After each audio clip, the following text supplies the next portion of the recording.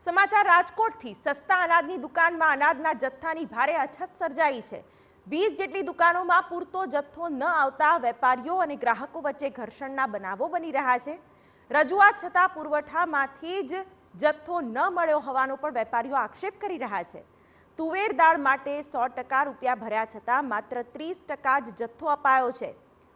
પૂરતો જથ્થો ન આવતા હોવાથી ગ્રાહકોને તુવેર દાળ ન મળતા ઘર્ષણ થાય છે। સરકારમાંથી જથ્થો મોડો આવતા દુકાનોમાં જ જથ્થો પહોંચ્યો નથી તેવી પણ ફરિયાદો ઉઠી છે।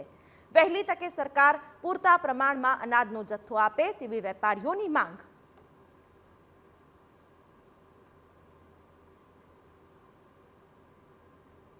આ માસની અંદર પરમિટની અંદર 50% દાળ આપવામાં આવી છે, તો 50% દાળ આપે તો અમુક ગ્રાહકોને આપીને અમુક ગ્રાહકોને ન આપી તો ઘણી બધી વાર પ્રશ્નો ઉભા થાય, જેથી કરીને દાળનો પ્રશ્ન સોલ્વ કરવામાં આવે તો આવતા માસથી મારા ખ્યાલથી જે કઈ પ્રશ્નો છે એ દિવસે કીધું કે પૂરો થઈ જશે।